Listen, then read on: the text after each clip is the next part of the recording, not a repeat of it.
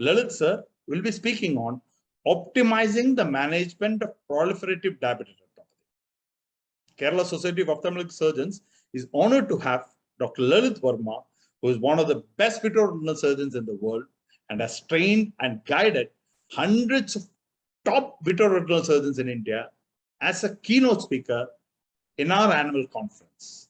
Over to you, sir. Dr. Lalit Verma. Good morning, everybody. At the outset, let me thank the office bearers of KSOS Drishti conference, specifically Dr. Babu, Dr. Mahesh, Dr. Rajiv Sukumaran, and Dr. Srini, Dr. Gopal, and so many others whom I know for having me in this prestigious Drishti conference. Let me start sharing my screen. So today I will be sharing with you the management of PDR.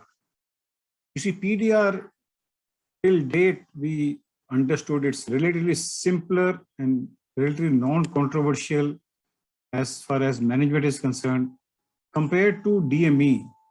You see, when anti-VEGFs came, they revolutionized the management of DME. But as far as management of PDR was concerned, all of us believe that laser is the mainstay. And honestly speaking, I still maintain that laser is the mainstay of management of PDR. You see, this laser has been in vogue for not few years, but for decades and decades. And we have had a lot of patients whom we lasered, 3-4 decades back and still doing very, very well. And I believe intravitreal anti-VEGF injections have adjunctive role only. You see, when to laser, I think it's pretty clear that PDR with HRC, we should laser without delay. In fact, any neovascularization in the retina, I tend to laser them similarly. I will do a full scatter laser photocoagulation, whether it is PDR with HRC or without HRC. And even in people who have non-proliferative diabetic retinopathy, specifically people who have very severe NPDR, and if it's a fellow eye, other eye having been lost or one eye or have severe complication of PDR, this patient of very severe NPDR, we tend to start lasering because we want to save this eye. We want to have good seeing vision in this eye for a long time. Even in patients whom we are preparing for, surgery, like this patient of TRD, and if there is some area of attached retina, we tend to laser these eyes. Why? Because I think lasered eyes do better with vitreous surgery than non-lasered eyes. So as I said, PRP or full scatter laser photocoagulation, because PRP is a misnomer, better term is full scatter laser photocoagulation, has been in vogue for a very long time. And since the time DRS study came in 80s, and its benefit has been demonstrated for nearly 40 years. And lower down, you see a montage photograph of a scatter laser photocoagulation. When did this controversy arose, or so-called, problem arose, was when these VEGF inhibitors showed its efficacy even in patients of PDR, even in patients of diabetic retinopathy per se. They tend to improve the DRSS, diabetic retinopathy severe scale. So this study, Protocol S, compared PRP with intravitreous ranibizumab in patients of PDVR, a randomized controlled trial under the aegis of DRCR network. And what did they tell us? They told that treatment with ranibizumab resulted in visual acuity that was non-inferior. Remember this word non-inferior to PRP at 2 years. Even 5 years data is now available. And they said it's a reasonably good treatment alternative. How I extrapolate these results of randomized trial into my own practice, I'll just share with you. I just show you this example of a patient who is the right eye shows, the angiogram shows florid kind of PDR. You see non-perfused areas also. Notice the macula is pretty good. This patient has very good vision. So in such patients who have massive kind of fronts, I tend to give them anti-VEGF, but start lasering also. You see, this patient was given injection razumab, and you see after razumab, this front shrunk. and then I lasered in a full scattered way in 3 or 4 settings. This is another example of one-eyed patient. You see, left eye of this patient was lost because of complications of PDR. So practically we are dealing with this only eye. And notice the angiogram shows the front right at the posterior pole within the arcade. And also there is huge non-perfusion area. So wherever these fronts are very close to the macula, so in such patients also, I will give them anti-VEGF injections and then laser these patients. This is an example of another young lady. This is IDDM. You see, IDDM is known to progress very fast once it starts having PDR. This young lady, actually working in a Google company, maintained reasonably good vision, 6/9 for 2 years. And since the patient was maintaining good vision and her follow-up was quite irregular, I also did not stress too much about surgery because she was carrying on her Google job very effectively. But after some time, she developed a combined detachment and vision dropped from 6/9 to finger counting. And then this patient of florid PDR, I had to take up for surgery. Because you see, patients will also appreciate results of surgery once the vision is down. So I am very hesitant to operate in a 6/9 or 6/6 patient, howsoever the compulsion may be. So this is the fellow eye, the left eye of the same young lady. This eye also, unfortunately, they developed TRD and vision had dropped, so had to undergo VR surgery. In contrast, this is a patient who had been lasered, but unfortunately had 2 or 3 bleeds, which were major bleeds and disturbing, not settling down.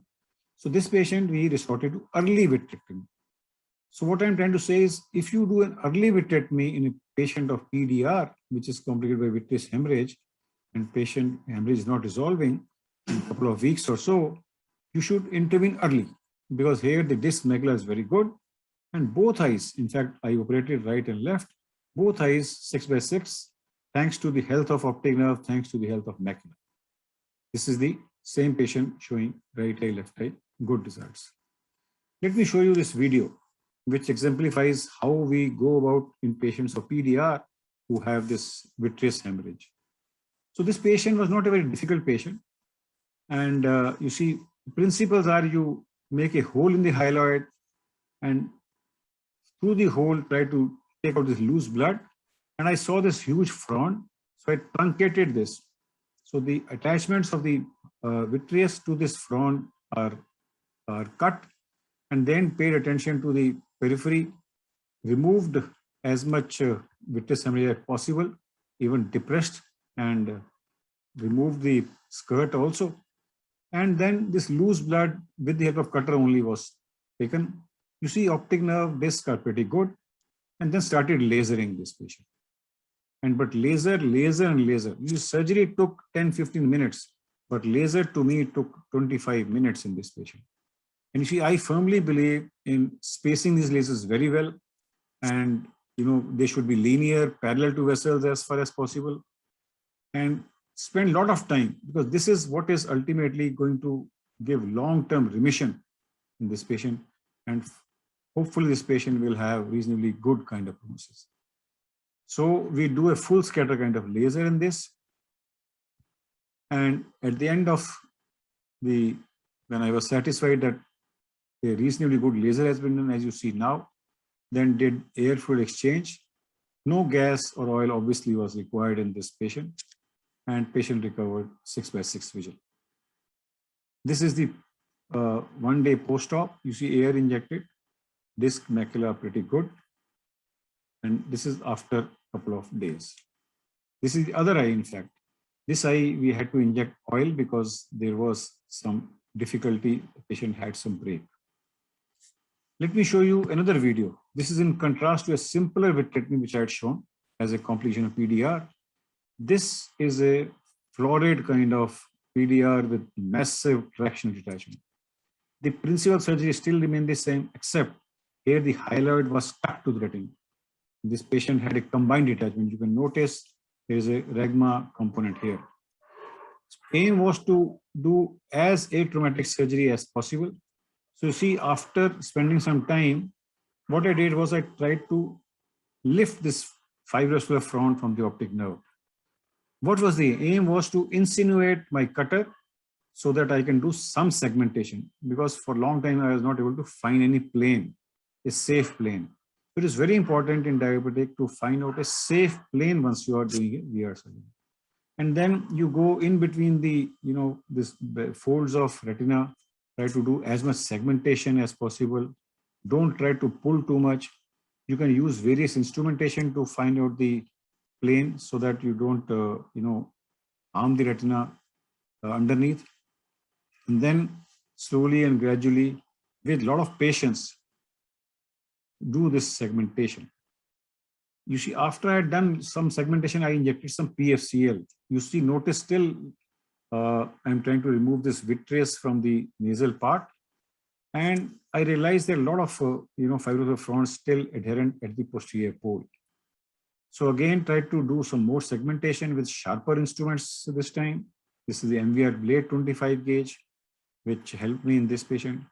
And then put a chandelier, because I never wanted to leave so many fronts at the posterior pole.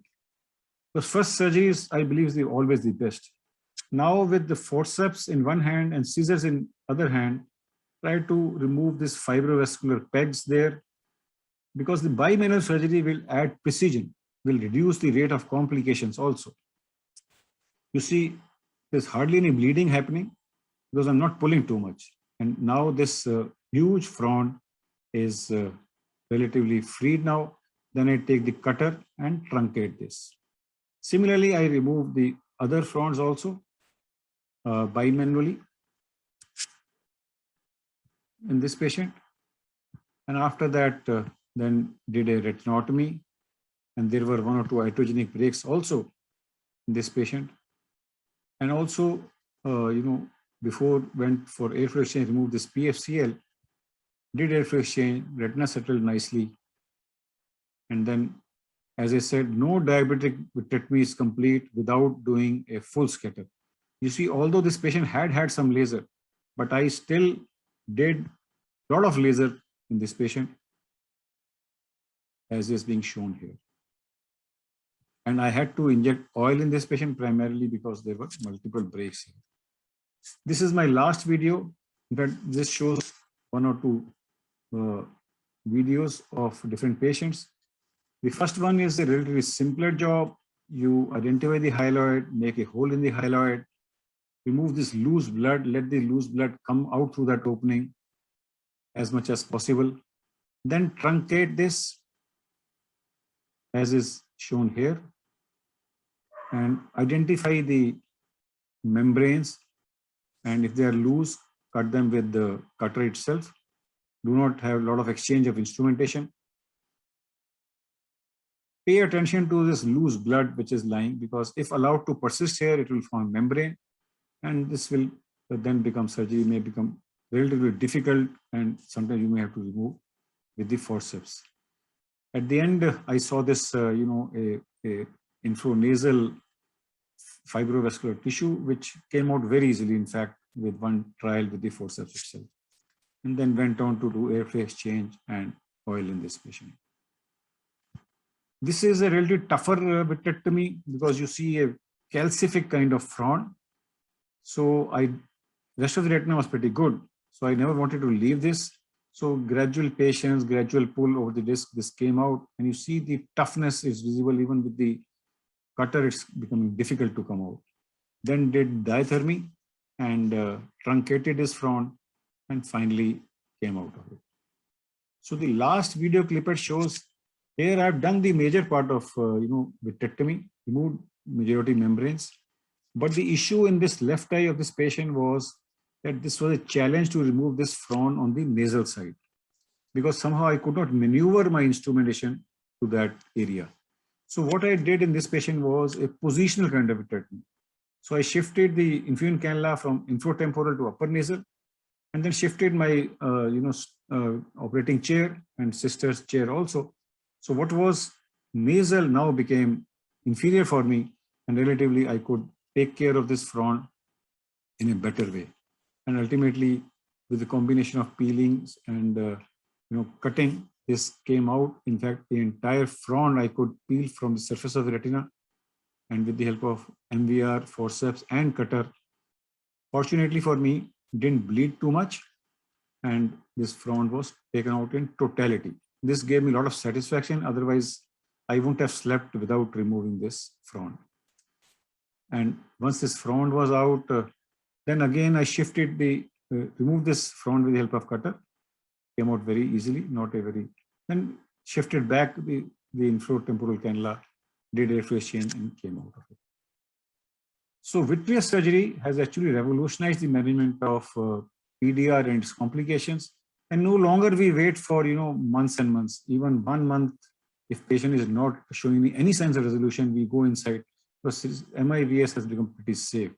And more patients, what we see today are TRDs or combined drag and TRDs.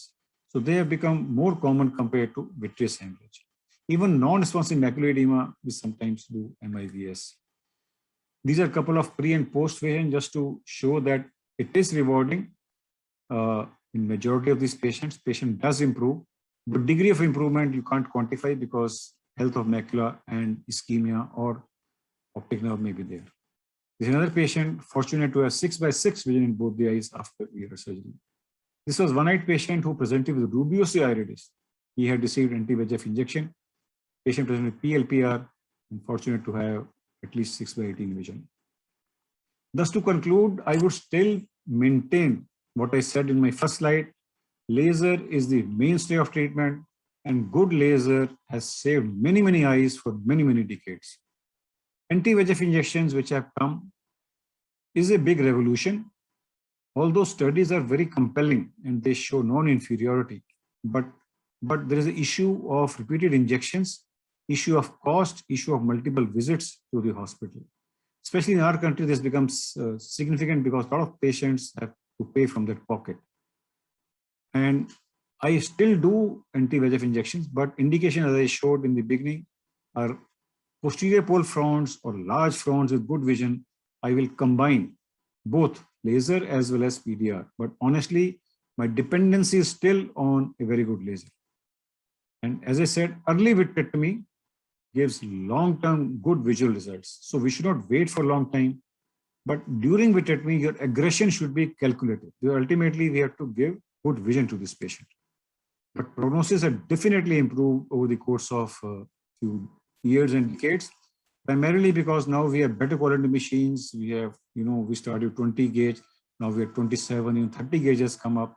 So better machines, better devices, bimanual surgery being possible, and also preoperatively anti-VEGF injections has made the job much easier because we encounter much less bleeding peroperatively also and postoperatively also. Although no two diabetic treatments are comparable, it's not a simple job to do a diabetic treatment because PVD is difficult in such patients. And if you pull too much, you cause these two Bs. One B is break and other is bleeding. So one should try to minimize the occurrence of breaks and bleedings because ultimately they have a repercussion on the final visual outcome. The solution is you should work slowly and work with a lot of patience and take a lot of time and use bimanual whenever possible. So patience is the key. Don't pull too much on the retina. Hemostasis is the key. You see, you should lower the bottle height. You should use diathermy. I, for one, do not depend on laser for hemostasis. I will be happier in case I can diathermize that front safely. That gives a lot of peace because laser may prevent minor wounds, but a major bleed, diathermy is required. So I always lower the bottle height, identify the bleeder, and then diathermize. And as I said again and again, full scatter laser, even beyond equator, up to aura, that will save a lot of these eyes. Thank you very much for your kind attention. And again, I thank KSOS for giving me this opportunity. Thank you, Lalit, sir, for that wonderful presentation. You have made the management of proliferative diabetic crystal clear. Everyone who is attending this instruction course will be having no doubts regarding the management of proliferative diabetic after hearing your talk. A superlative talk, sir. Kerala Society of Ophthalmic Surgeons once again thank Dr. Lalit Verma, sir, for accepting our invitation to be a keynote speaker at Drishti 2021, the annual conference of Kerala Society of Ophthalmic Surgeons.